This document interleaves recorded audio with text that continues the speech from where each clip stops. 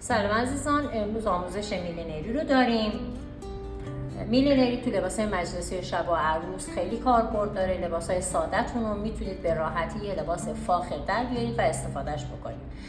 کار باش خیلی راحته. اگر این مدل آموزش رو دوست داشتید حتما چنل ما رو سابسکرایب کنید که ما بتونیم از این دست ویدیوها براتون بزنیم.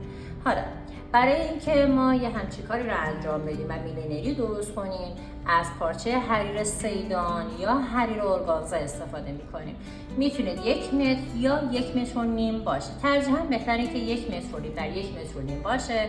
حتما وسطش یه خط اتو میندازیم. ببینید نقطه اوری به شما میخوان. اگر این طول پارچه باشه و این عرض پارچه باشه، نقطه اوریبش میشه این قسمت. این قسمت رو خط اتو میندازیم و از همینجا شروع میکنیم به دوخت فنرهای میلینری. حالا فنرهامون رو باید چجوری ایجاد بکنیم؟ من از فنر شماره 12 استفاده میکنم.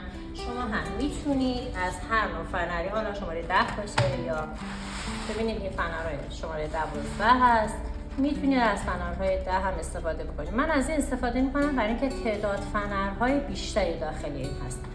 اول کاری که میکنیم با قیچی میایم چند تا چرت میدیم ما بین اینا رو. ببینید دوستان، اینو به این شکل من باز کردم. نخش رو میگیریم میکشیم. ببینید به این شکل.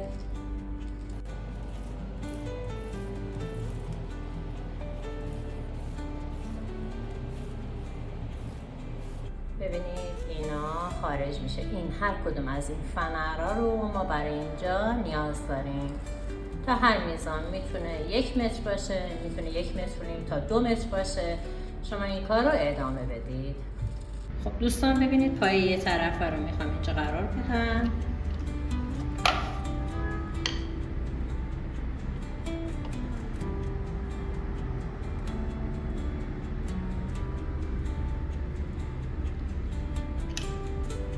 خب عزیزان، فنر رو من اینجا قرار دادم، پای یه طرف رو گذاشتم و شروع میکنیم به دوخت.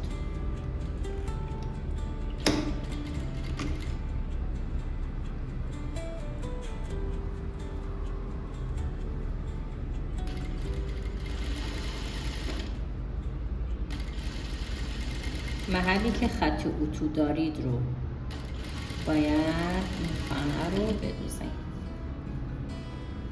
من خط اتومو با یه سنجاق علامت زدم.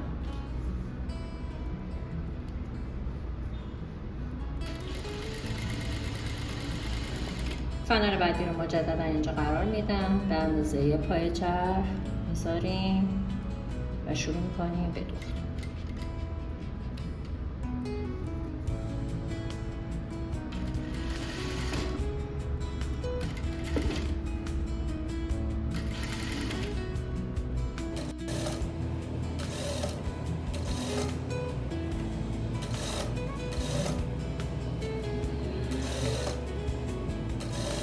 خب عزیزان ببینید این هم دوخت میلینری که میتونید اگر دوست داشته باشین اینو ادامهش بدین، ولی خب به نظر من برای مدلی که من میخوام تا همین اندازه کافیه.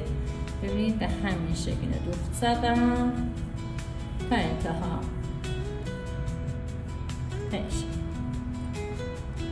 نه نتیجه کار.